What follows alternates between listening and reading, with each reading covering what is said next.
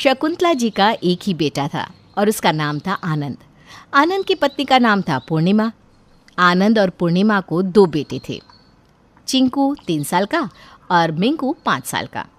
इसके अलावा शकुंतला जी का एक छोटा बेटा था जिसका नाम था अविनाश। कुल मिलाकर शकुंतला जी का परिवार भरा पूरा था। उनके पति रघुनाथ जी एक बिजनेस करते थे और दोनों बेटे जॉब। इसकी वजह से परिवार में पैसों की कोई कमी नहीं थी। उनका घर भी काफ़ी बड़ा था और पूरा परिवार बड़ी शान से उसमें रहा करता था। लेकिन शकुंतला जी इस बात से बहुत परेशान रहती थी कि उनकी इकलौती बहू पूर्णिमा के मायके में पूर्णिमा की माँ जानकी देवी के अलावा कोई नहीं था। अरे पूर्णिमा बेटा, इस बार तो तुम्हें मायके गए हुए पूरे 6 महीने हो चुके हैं।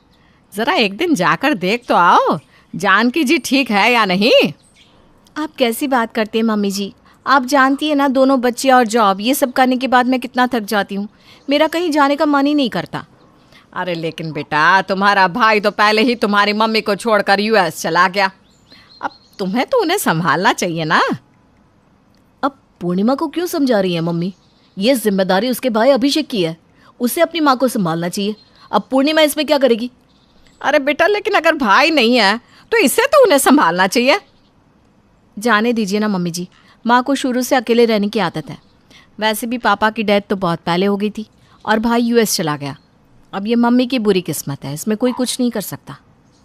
पूर्णिमा की बात सुनकर शकुंतला जी दुखी हो जाती है, लेकिन वो चुप रहती है। कुछ दिनों के बाद शकुंतला जी का जन्मदिन था। मम्मी, आपके जन्मदिन पर भैया और भाभी ने एक बहुत अच्छी पार्टी रखी है। आप चाहे तो अपनी सहेलियों को बुला सकती हैं। अब इस उम्र में मेरी कौन सी सहेलियाँ बेटा। ऐसी क्या बोलती है मम्मी? मोहल्ले में इतनी सारी औरतें तो हैं जिनसे आप बात करती रहती है। उनके साथ मॉर्निंग वॉक पर जाती हैं और कभी कभी पार्टी भी करती है। उन सबको अपने बर्थडे पार्टी में बुला लो। अविनाश बिल्कुल ठीक कह रहा है मम्मी। इतनी सारी फ्रेंड्स तो हैं आपकी, फिर क्या टेंशन है। अच्छा ठीक है, अगर तुम कहते हो तो इस बार अपनी बर्थडे पार्टी में मैं अपनी एक ऐसी दोस्त को बुलाऊंगी जिससे मैं काफ़ी वक्त से यहाँ बुलाना चाह रही थी। अरे वाह मम्मी, फिर तो हम लोग भी आपकी दोस्त से मिलेंगे। मैं पार्टी की सारी तैयारियां कर लेती हूँ। पूर्णिमा बिल्कुल ठीक कह रही है। आपको जिसे बुलाना है बुलाइए। हम आपकी फ्रेंड का बहुत अच्छे से वेलकम करेंगे और उनका पूरा ख्याल भी रखेंगे। क्या सच में? तुम मुझसे वादा करते हो कि मैं जैसा कहूँगी तुम मेरी दोस्त के साथ वैसा ही करोगे? अरे बिल्कुल मम्मी। शकुंतला जी के बर्थडे का दिन आता है और सब लोग पार्टी करने में बिजी हो जाते हैं। क्या मम्मी, अभी तक आपकी वो खास दोस्त आई नहीं? अगर वो आ जाएगी उसके बाद हम केक काटेंगे। वो देखो सामने दरवाजे पर तो खड़ी है मेरी सबसे अच्छी सहेली। अरे ये तो पूर्णिमा की मम्मी है। अरे नानी हमारे घर आ गई। अब तो बहुत मज़ा आएगा, हम नानी के साथ खेलेंगे। दादी, ये आपने बहुत अच्छा किया कि नानी को बर्थडे में बुला लिया। ये क्या मम्मी जी, आपने मेरी मम्मी को अपने बर्थडे पर बुलाया, तो फिर मुझे बताया क्यों नहीं? यही तो तुम्हारे लिए सरप्राइज था बहू। पूर्णिमा बेटा, कैसी हो? मुझे यहाँ देखकर झांक गई ना। अब देखो, तुम तो पिछले 6 महीने से अपनी माँ से मिलने आई नहीं, इसलिए तुम्हारी सासू माँ ने मुझे यहाँ बुला लिया। सारी बातें छोड़िए, चलिए अब हम जन्मदिन मनाते हैं, बहुत मज़ा आएगा। जानकी को वहाँ आकर बहुत अच्छा लग रहा था। रात को जानकी वहीं रुक जाती है। अगली सुबह जब सब लोग साथ में बैठकर चाय पी रहे थे, अच्छा मम्मी, आपको कितने बजे जाना है बता दीजिए, मैं आपके लिए टैक्सी बुला देती हूँ। या फिर मैं ऑफिस जाते वक्त आपको बाहर तक छोड़ देता हूँ, आप वहाँ से टैक्सी करके अपने घर चले जाना। लेकिन इतनी क्या जल्दी है? अभी तो चिंकू मिंकू ठीक से अपनी नानी के साथ खेले भी नहीं। दादी ठीक कहती है, हमें अभी नानी के साथ बहुत सारा खेलना है। मुझे भी बच्चों के साथ बहुत अच्छा लग रहा है। आप लोगों के पास आकर मुझे बहुत खुशी मिल रही है। वो बात तो ठीक है मम्मी, लेकिन बेटी के ससुराल में आप थोड़ी ना रह सकती हैं, आपको जाना तो होगा ना। कैसी बातें कर रही हो बहू? जानकी जी अब कुछ दिन यहीं पर आएंगी। इतना बड़ा घर है हमारा, अगर एक कमरे में वो भी रहेंगे तो क्या फ़र्क पड़ेगा। अरे वाह, रोज नानी से रात को कहानियाँ सुनेंगे। आप कहती हैं तो मैं कुछ दिन रुक जाती हूँ। वैसे भी ना मेरा वहाँ अकेले मन नहीं लग रहा था। अपनी माँ की बात सुनकर पूर्णिमा गुस्से से अपनी जगह से उठती है। मैं ऑफिस जा रही हूँ, मुझे देर हो रही है। आप लोगों को जैसा ठीक लगे वैसा कीजिए। मैं भी निकलता हूँ, मुझे भी ऑफिस जाना है। ठीक है मम्मी, आप और आंटी बात करिए, मेरा भी कॉलेज जाने का वक्त हो रहा है, मैं चलता हूँ। और इतना कहकर सब चले जाते हैं। शाम के वक्त जब पूर्णिमा ऑफिस से लौट कर आती है तो उसने देखा कि जानकी घर के बगीचे में अकेली बैठी हुई थी। अरे पूर्णिमा बेटा, आ गई ऑफिस से? आजा बेटा, थोड़ी देर मेरे पास बैठ। मम्मी, अब मैं आपके पास बैठकर क्या करूँगी? पूरा दिन ऑफिस में अपना सिर खपा कर आती हूँ, उसके बाद मेरे पास किसी के साथ बात करने की कैपेसिटी नहीं होती। मैंने कब कहा कि तू मेरे से बात कर? अरे थोड़ी देर के लिए मेरे पास बैठ जा बेटा, तू मेरी बेटी है। और वैसे भी अभिषेक के यूएस जाने के बाद तो मैं बिल्कुल अकेली रह गई हूँ। लेकिन मम्मी, इसमें अभिषेक की गलती है ना, मेरी क्या गलती? मुझे तो शादी होकर अपने ससुराल आना ही था। आपको अभिषेक को कभी विदेश जाने देना ही नहीं चाहिए था। मैंने कहा उसे अपनी मर्ज़ी से जाने दिया बेटा, लेकिन बच्चों के ऊपर हम अपनी मर्ज़ी एक वक्त के बाद नहीं चला सकते। मम्मी, वैसे एक बात कहूँ, आपको ना अपने घर वापस चले जाना चाहिए। लेकिन शकुंतला जी मुझे इतने प्यार से यहाँ रहने के लिए कह रही हैं, मैं ऐसे चली जाऊँगी तो उन्हें बुरा लगेगा ना। लेकिन आप अगर यहाँ रहेंगी ना तो मुझे बहुत बुरा लगेगा। क्या आप अपनी बेटी को दुखी देखना चाहती हैं? अरे लेकिन मेरे कुछ दिन यहाँ रहने से तुम्हें क्या परेशानी है बेटा? तुमने देखा नहीं बच्चे कितने खुश हैं, और मैं हमेशा के लिए तो यहाँ नहीं आई हूँ। मम्मी, मुझे भी पता है कि आप हमेशा के लिए नहीं आई हैं, लेकिन आप बस अभी शाम के वक्त टैक्सी करके अपने घर वापस चली जाइए। लेकिन शकुंतला जी क्या सोचेंगी बेटा?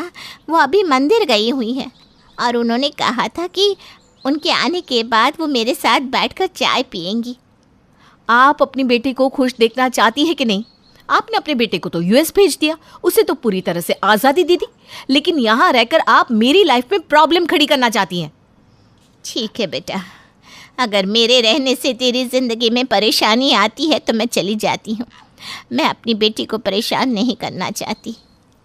जानकी वहाँ से चली जाती है और शकुंतला जी जब मंदिर से लौट कर आती हैं तो देखती है कि जानकी अपने घर जा चुकी थी और इस बात का उन्हें बहुत बुरा लगता है। अरे जानकी जी कहाँ गई? मम्मी, उनका यहाँ पर मन नहीं लग रहा था ना, तो उन्होंने मुझे कहा कि उन्हें अपने घर जाना है। ऐसा ही होता है, बुढ़ापे में इंसान का मन अपने ही घर के अंदर लगता है। लेकिन उस खाली मायके में है क्या मन लगाने के लिए जो वहाँ पर उनका मन लगेगा? अरे मम्मी, अकेला ही सही, लेकिन वो है तो उनका घर ना, इसलिए उनका वहाँ पर मन लग रहा होगा। शकुंतला जी को किसी की भी बात पर भरोसा नहीं होता। रात के वक्त जब शकुंतला जी अपने कमरे में बैठी थी, दादी, मुझे नानी की बहुत याद आ रही है। हाँ, मम्मी को इस तरह नानी को वापस उनके घर नहीं भेजना चाहिए था। ये तुम क्या कह रहे हो चिंकू मिंकू? तुम्हारी मम्मी ने नानी को वापस भेजा है? हाँ, शाम को जब मम्मी ऑफिस से आई तो नानी से कह रही थी कि वापस घर चले जाओ। लेकिन क्यों? क्योंकि मम्मी ने नानी से कहा था उनके यहाँ पर होने से मम्मी को प्रॉब्लम होती है, लेकिन हमें तो नानी के होने से बहुत अच्छा लग रहा था। मैं सब समझती हूँ। शक तो मुझे पहले ही था। जानकी जी इस तरह मुझे बिना बताए यहाँ से नहीं जा सकती। कुछ दिनों के बाद, अरे आनंद बेटा, मेरी जानकी जी से बात हुई थी, उनको हल्का सा बुखार है। एक काम करो, आज तुम पूर्णिमा के साथ उनसे मिलने के लिए चले जाओ। मम्मी, मैं मेडिकल वाले को फ़ोन करके उनकी दवाई भिजवा देती हूँ। मुझे पता है मम्मी कौन सी दवाई लेती है। लेकिन बेटा, अगर तुम उनसे मिलने चली जाओगी तो क्या प्रॉब्लम है? मम्मी, पूर्णिमा के ऑफिस में आज एक बहुत इम्पॉर्टेंट मीटिंग है और इस वीक तो वो बिल्कुल भी फ्री नहीं है। देखो बेटा, तुम्हें अपनी माँ के पास जाना चाहिए या फिर उन्हें यहाँ रहने के लिए बुला लेना चाहिए। मम्मी जी, आप ना कुछ ज़्यादा ही सोच रही हैं। मेरी माँ को अकेले रहने में कोई प्रॉब्लम नहीं है, और अगर उन्हें किसी चीज़ की ज़रूरत होगी तो मैं या अभिषेक उनके पास भिजवा देते हैं। आप चिंता मत करिए। पूर्णिमा और आनंद की बात सुनकर शकुंतला जी एक बार फिर से चुप हो जाती हैं। कुछ दिनों के बाद एक दिन सुबह सुबह शकुंतला जी अपने परिवार के सब लोगों को अपने पास बुलाती है। मुझे तुम सबसे एक बहुत ज़रूरी बात करनी थी। हाँ मम्मी, बताइए ना, क्या ज़रूरी बात है? देखो बेटा, तुम्हारे दादाजी का जो गांव है ना, वहाँ पर हमारा एक पुराना आश्रम है और हम सबको वहाँ पर जाना है। 1 सप्ताह वहीं रुकना है। अरे हाँ मम्मी, वो आश्रम तो बहुत अच्छी जगह पर है और पूर्णिमा तो वहाँ पर कभी गई भी नहीं। बहुत मज़ा आएगा। आनंद, तुम, अविनाश और चिंकू मिंकू मेरे साथ उस आश्रम में चलोगे। और मम्मी जी मैं क्या करूँगी, मुझे नहीं आना क्या? अरे नहीं नहीं बहू, मैं तुम्हें अकेला नहीं छोड़ सकती। वो क्या है ना, आश्रम के पंडित जी ने कहा था कि अभी जो दिन चल रहे हैं ना, उसमें बहू का घर में रहना बहुत ज़रूरी है। क्या मतलब मम्मी जी, मैं कुछ समझी नहीं। देखो बहू, मैंने पंडित जी से बात की थी। अगले आने वाले सप्ताह में जब हम लोग आश्रम जाएंगे, उन दिनों तुम्हारी कुंडली में कुछ अजीबोगरीब योग बन रहे हैं और तुम्हारा घर से निकलना बिल्कुल भी ठीक नहीं है। तो मम्मी हम लोग भी आश्रम बाद में ही चलते हैं ना, पूर्णिमा को अकेला छोड़कर जाने का क्या मतलब है? हाँ भैया बिल्कुल ठीक कह रहे हैं, हम लोग बाद में भी तो जा सकते हैं। अगर ऐसा हो सकता तो मैं भला पूर्णिमा को यहाँ छोड़कर क्यों जाती। देखो बेटा, अगला सप्ताह एक विशेष तिथि लेकर आ रहा है और उसमें हम सबका वहाँ पर होना बहुत ज़रूरी है। बहुत बड़ी मजबूरी है, वरना मैं कभी अपनी बहू को यहाँ नहीं छोड़ती। लेकिन मम्मी जी मैं ऑफिस तो जा सकती हूँ ना? मुझे नहीं लगता भाभी, अगर पंडित जी ने कहा है कि घर से बाहर पैर भी नहीं रखना, तो आप ऑफिस कैसे जाएंगी? अविनाश बिल्कुल ठीक कह रहा है, तुम्हें घर में ही रहना है। अरे बस 7 दिन की तो बात है बहू, किसी तरह एडजस्ट कर लो ना। ठीक है मम्मी जी, मैं कोशिश करूँगी। शकुंतला जी चिंकू, मिंकू, अविनाश और आनंद को लेकर वहाँ से चली जाती हैं। पूर्णिमा घर में अकेली रह जाती है। जब पूर्णिमा घर में अकेली होती है तो उसे रात को नींद आना बंद हो जाता है। बोरियत की वजह से उसके सिर में दर्द होने लगता है और वो बुरी तरह से परेशान हो जाती है। 7 दिन के बाद शकुंतला जी अपने परिवार के साथ लौट कर आती है तो पूर्णिमा की हालत देखकर दंग रह जाती है।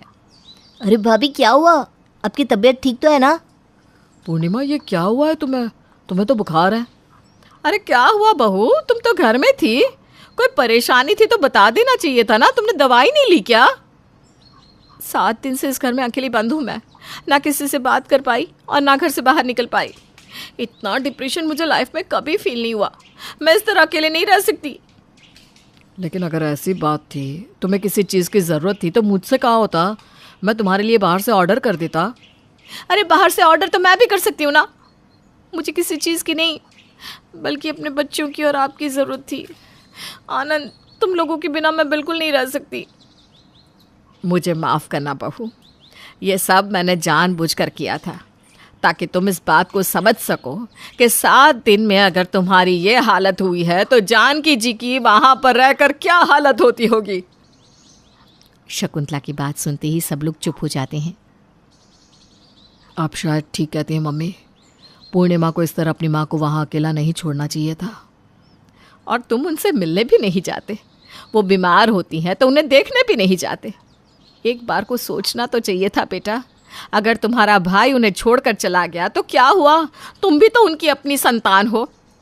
पूर्णिमा किसी से कुछ नहीं कहती, चुपचाप अपने कमरे में चली जाती है। लेकिन अगली सुबह ही वो जानकी को अपने घर ले आती है। मुझे माफ़ कर दीजिए मम्मी जी, आपने बिल्कुल ठीक कहा था। आज से मेरी मम्मी मेरे साथ ही रहेंगी और मैं उनकी पूरी जिम्मेदारी संभालूंगी। चलो ठीक है बेटा, किसी भी तरीके से सही, लेकिन तुम्हें समझ तो आया। माँ बाप को इस उम्र में अकेले छोड़ना, खाली मायके में छोड़ देना किसी भी बहू के लिए अच्छी बात नहीं है। एक समय की बात है, एक गांव में मोहन नाम का एक नौजवान रहता था। मोहन का शरीर गठीला और बहुत सुंदर था। मोहन रोज सुबह शहर में काम करने जाता और फिर शाम को अपने गांव लौट आता। गांव और शहर के बीच में एक जंगल पड़ता था। उस जंगल में एक चुड़ैल रहती थी। वो रोज मोहन को जंगल से आते जाते देखती थी। फिर कुछ समय बाद मोहन की शादी राधा नाम की एक बहुत ही सुंदर लड़की से हो जाती है। एक दिन मोहन अपनी पत्नी राधा से कहता है, राधा, मैंने तुमसे कितनी बार कहा है कि तुम मेरे लिए सुबह सुबह खाना बना दिया करो। मैं रोज काम पर देरी से पहुंचता हूँ। मैं क्या करूँ जी, सारा दिन घर के काम करके मैं तो थक जाती हूँ, इसलिए मुझसे सुबह जल्दी नहीं उठा जाता। सुनो जी, मैं तो कहती हूँ क्यों ना हम अपने घर में एक नौकर रख लें। अरे भाग्यवान, अभी हमारी इतनी आमदनी नहीं है कि हम कोई नौकर रख सके। कल से मैं सुबह खाना खुद बना लिया करूँगा। खुश? इतना कहकर मोहन घर से चला जाता है। फिर अगले दिन से मोहन रोज सुबह जल्दी उठकर अपने लिए खाना बनाने लगता है। जब खाना बना ही रहा हूँ तो घर के सभी लोगों के लिए बना लेता हूँ। फिर मोहन रोज सुबह सबके लिए खाना बनाता और शहर में काम करने चला जाता। दूसरी तरफ राधा घर में सारा दिन आराम करती और घर के बाकी काम अपनी सास से करवाती। हे भगवान, ये बुढ़ापे में तू मुझसे किस जन्म का बदला ले रहा है, जो ऐसी बहू को मेरे पल्ले बांध दिया है। फिर कुछ दिनों बाद राधा मोहन से नई साड़ी और गहनों की जिद करती है। मोहन उसे समझाने की कोशिश करता है कि वो अभी ये सब खरीदने में असमर्थ है, लेकिन राधा नहीं मानती और राधा के रोज रोज के नखरों से तंग आकर मोहन गुस्से में घर से निकल जाता है। कब वो जंगल में पहुंच जाता है उसे भी पता नहीं चलता। तभी एक चुड़ैल की नजर मोहन पर पड़ती है। अरे, मैं तो घर से बहुत दूर आ गया हूँ। ओहो, रात भी बहुत हो गई। घर में सब परेशान हो रहे होंगे। फिर मोहन वापस अपने घर की ओर चल पड़ता है। चुड़ैल भी मोहन का पीछा करते करते उसके घर तक पहुंच जाती है। फिर मोहन अपने घर पहुंचकर दरवाजा खटखटाता है। तभी उसकी राधा दरवाजा खोलती है। उसके चेहरे की मुस्कान देख मोहन को थोड़ी हैरानी होती है। फिर राधा कहती है, मुझे माफ कर दीजिए जी, मुझसे गलती हो गई। मैं भूल गई थी कि औरत का असली गहना उसका पति होता है। आगे से मैं आपको कभी नाराज नहीं करूंगी। राधा को अपनी गलती का एहसास हो गया है। ये देखकर मोहन उसे माफ कर देता है। फिर अगले दिन से राधा रोज सवेरे उठकर मोहन के लिए खाना पकाती, घर के सारे काम करती, साथ ही साथ अपनी सास ससुर की खूब सेवा करती। अपनी पत्नी में आए इस परिवर्तन को देख मोहन की खुशी का ठिकाना नहीं रहता। एक दिन राधा की सास राधा से कहती है, बहू, आज मैंने घर में हवन रखा है। बाबा जी किसी भी वक्त आते होंगे तो सब तैयारी करके रख दे। जी माँ जी।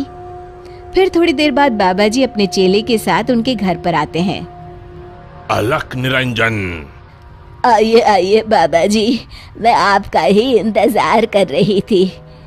फिर बाबा जी हवन की तैयारी शुरू करते हैं और मोहन और राधा को हवन में बैठने के लिए कहते हैं। मोहन तो वहां आकर बैठ जाता है, लेकिन राधा वहां आने से मना कर देती है। तब मोहन राधा से कहता है, अरे भाग्यवान, अचानक तुम्हें क्या हो गया?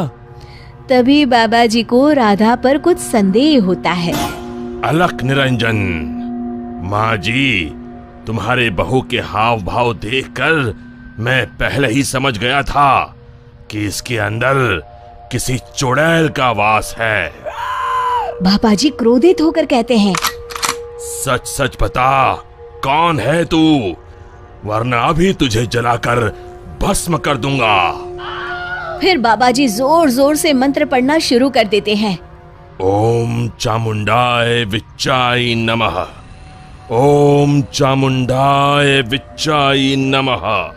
तभी अचानक राधा की आवाज बदल जाती है और वो बाबा जी को हाथ जोड़कर कहती है, नहीं नहीं, मुझे छोड़ दीजिए। मैं एक चुड़ैल हूँ। मैं रोज मोहन को जंगल से गुजरते हुए देखती थी। मैं मोहन की सुंदरता पर मोहित हो गई थी। फिर मैंने देखा कि राधा मोहन और अपने सास ससुर को दिन रात परेशान करती है, और एक दिन मौका पाकर मैंने राधा के शरीर में प्रवेश कर लिया। मुझे कुछ मत करना, मैं अभी ये घर छोड़कर चली जाती हूँ। फिर हवा का एक तेज झोंका उस घर से बाहर चला जाता है और राधा बेहोश होकर नीचे गिर जाती है। कुछ समय बाद राधा को होश आता है। सारी असलियत जानने के बाद राधा को अपनी गलती का एहसास हो जाता है। आप लोग मुझे माफ कर दीजिए। मैं आज के बाद आप लोगों को कभी शिकायत का मौका नहीं दूंगी। शिक्षा: हमें हमेशा अपने परिवार वालों के साथ अच्छा बर्ताव करना चाहिए और अपना हर फर्ज निभाना चाहिए। दोस्तों, हमें उम्मीद है कि आपको हमारी ये कहानी पसंद आई होगी। कृपया हमारे चैनल को सब्सक्राइब करें और सभी अपडेट्स के लिए बेल आइकन जरूर दबाएं।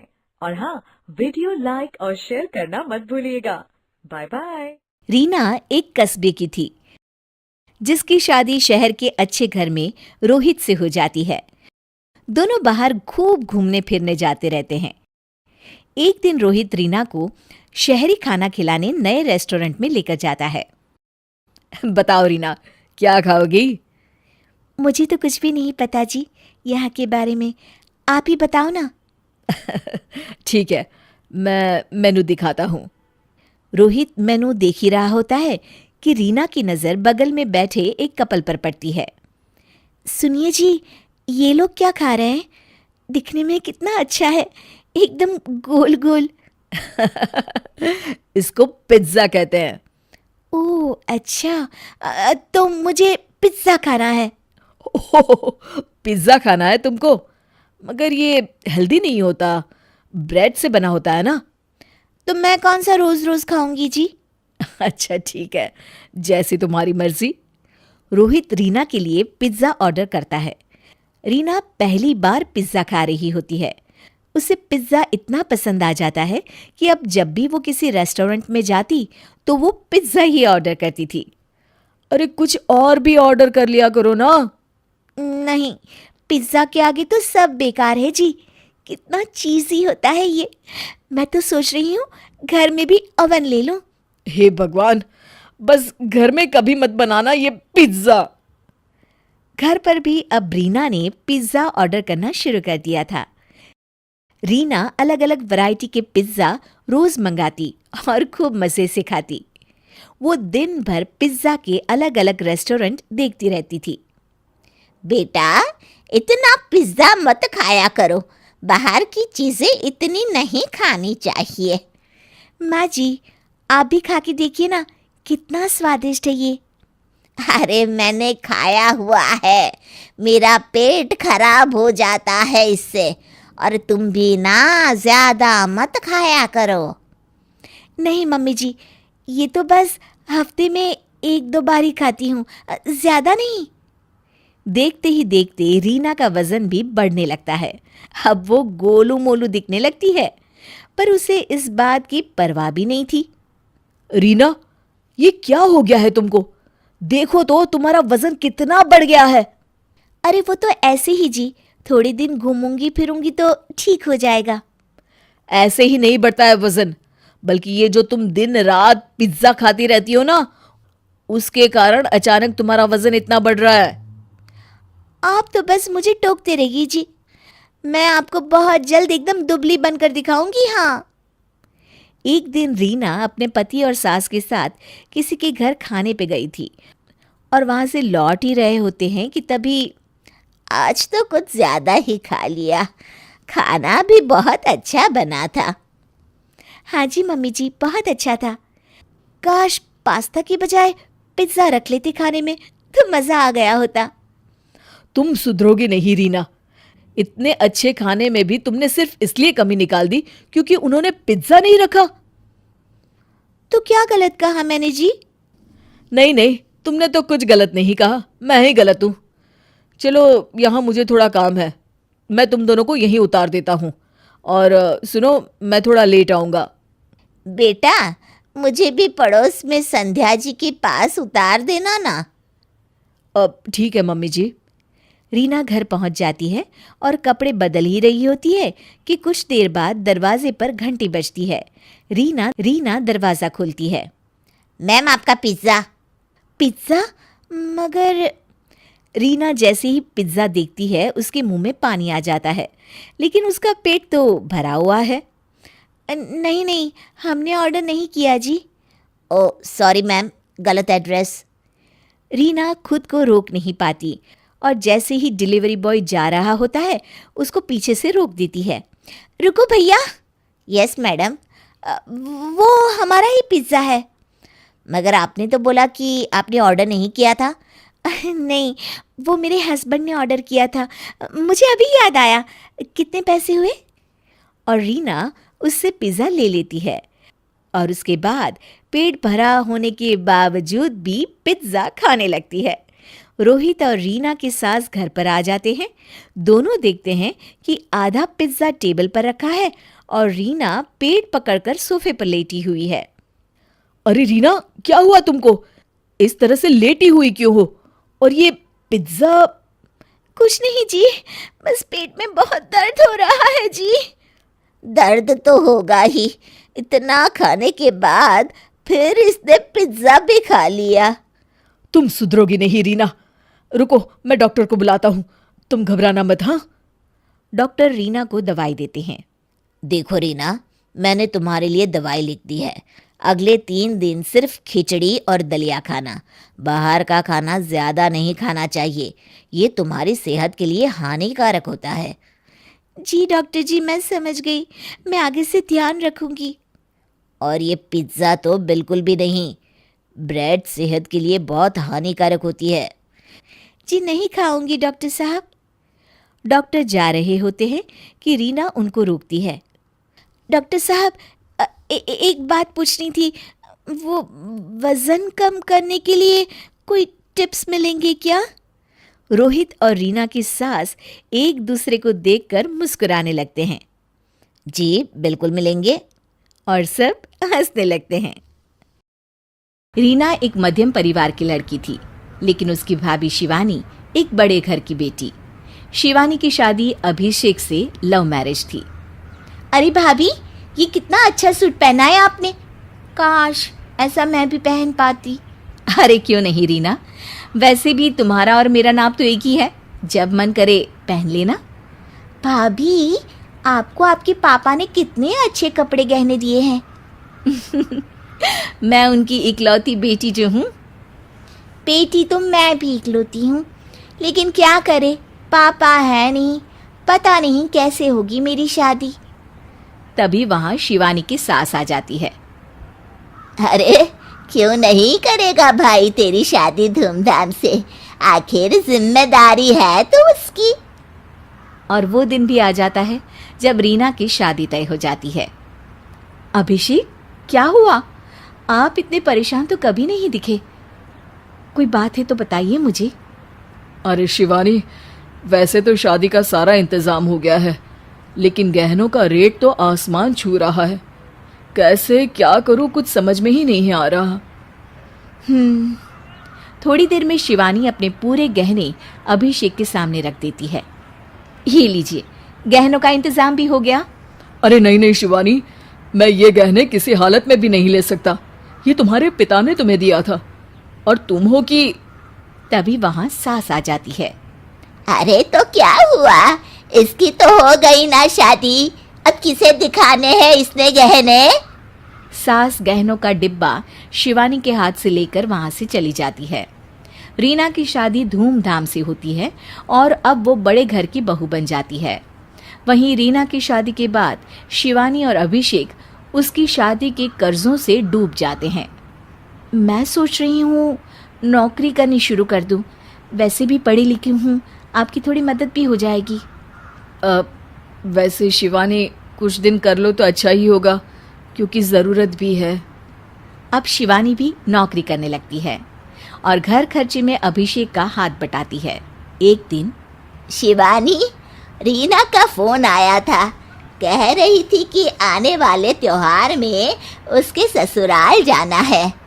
ठीक है माँ। अरे ठीक तो है, लेकिन एक काम कर लेना, उसके सास ससुर से लेकर पूरे खानदान के कपड़े मिठाइयाँ सब ले आना, और हो सके तो रीना के लिए छोटे से कान में पहनने के बूंदे भी। और क्या है ना, शादी में उसे सारी बड़ी बड़ी कान की ज्वेलरी दी थी, घर में पहनने के लिए तो उसके पास कुछ भी नहीं है। शिवानी सोच में पड़ जाती है कि वो क्या करे, क्योंकि कर्जों और घर के खर्चों के बाद तो पैसे बचते ही नहीं थे। शिवानी फिर अपने पिता को फोन करती है और उनसे पैसे मांगती है।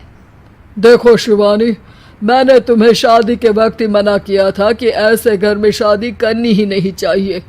अरे अभिषेक को शर्म आनी चाहिए जो ससुराल से पैसे मंगवा रहा है। शिवानी को पिता की बात पर गुस्सा आ जाता है। आप मेरे पिताजी हैं और मैं परेशान थी, इसलिए आपसे मदद की उम्मीद की पापा। अभिषेक को तो पता भी नहीं है कि मैंने आपसे पैसे मांगे हैं। शिवानी सोचती है कि वो अभिषेक से बात करे, लेकिन फिर उसे लगता है कि वो टेंशन ले लेगा। तभी शिवानी की नज़र हाथ के कंगन पर पड़ती है। सीधे बाजार जाती है और उसे बेचकर ननद के घर ले जाने का सारा सामान लेकर आती है और सास के सामने रख देती है। हाँ ठीक है, लेकिन फल थोड़े और अच्छी क्वालिटी के होने चाहिए थे। शिवानी कुछ नहीं कहती, वहां से चली जाती है। एक दिन शिवानी, रीना का फोन आया था, बहुत रो रही थी। क्यों माँ, क्या हुआ? सब ठीक तो है ना उसके ससुराल में? अरे तूने तो उसकी नाक ही कटवा दी। अब मैंने क्या कर दिया माँ? कह रही थी कि बड़े घर की बहू है भाभी, जो कपड़े दिए वो ब्रांडेड भी नहीं थे। तू तो जानती है ना उन लोगों का पहनावा कितना अच्छा है। तू तो मेरी बेटी का भला कभी सोचती नहीं। हाय भगवान, अरे बड़े घर की बहू है, इसी बात की जलन है ना तुझे? लेकिन याद रख, मेरी बेटी का सोचने के लिए भगवान है। तुम लोग कभी उसका बुरा नहीं कर पाओगे। अब शिवानी के मन में सवाल था कि क्या ईश्वर सिर्फ रीना के साथ है, उसके साथ नहीं? लेकिन उसे सुकून था कि वो अभिषेक के साथ उसकी जिम्मेदारियों को निभाने में बराबरी की हकदार है। शिवानी वहां से चली जाती है।